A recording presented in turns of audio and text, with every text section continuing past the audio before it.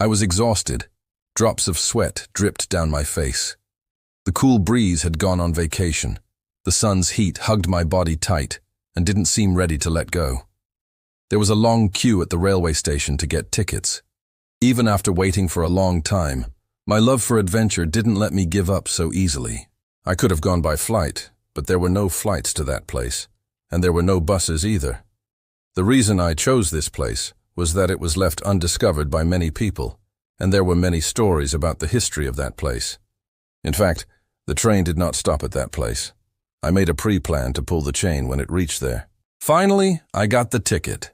I felt like receiving a Lifetime Achievement Award. As always, my so-called best friend said he would join me but backed out at the last moment, so I guess it's just me then.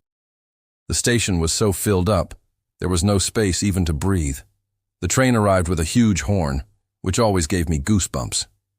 I didn't make 1% of effort to climb upon the train. People pushing around me definitely deserved a round of applause. I took a long breath when I sat in my seat. The train started to move, and the excitement inside me grew stronger and stronger as time passed. I was enjoying the green view out of the window when an old grandma smiled at me. After a while, she asked me my name, who I was, and what I did for a living. It looked like she was bored and did not want to snore and sleep like her husband. Anyways, I too wanted to spend time, so I answered her questions and asked her a few questions too. She asked me where my journey was, so I told her the old city of Oakville. Her face turned white, her expressions faded, and she asked me why I was going there. She also said, "You are pulling your death towards you. That place has a dark history of its own, and many people who go there have never come back." Suddenly, there was a strike of lightning which shattered the earth. The train lost its track and crashed onto the ground. An enormous fire covered the train, and I lost consciousness. When I woke up, an old man was sprinkling water on me. I saw his eyes through a drop of water. It glimmered in the sunlight. I glanced all around to see blood everywhere, a burnt train, half-burnt people, but none of them were alive except me and the old man. The old man told me he was living in the old city of Oakville. The old man gave me some water to gulp down and said I could live with him until I recovered. My mind was full of confusion. So, this accident happened in Oakville? But why are there no people in this city? I felt my body was too heavy. Somehow I managed to go to his home. I know he was a stranger, and I couldn't believe him blindly. But there were no people. All the houses were burnt. Buildings were broken. Shops were shuttered.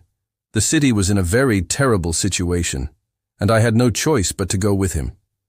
His house was not as much as broken as the others, but a little stable. I was welcomed by the crackly sound of the wooden floor. He told me to get comfortable and started to make some coffee for me. His back was facing me. "Do you want to explore the city? And that's the reason for your arrival, I guess?" he told with a very deep voice. I wondered how he knew about this, but I anyway told him yes and asked him, "Where are all the people? What happened to this city? And why is it just two of us?" He started his answer with a sigh and continued, "This city has a deep secret of its own that no one could find out, but I know that."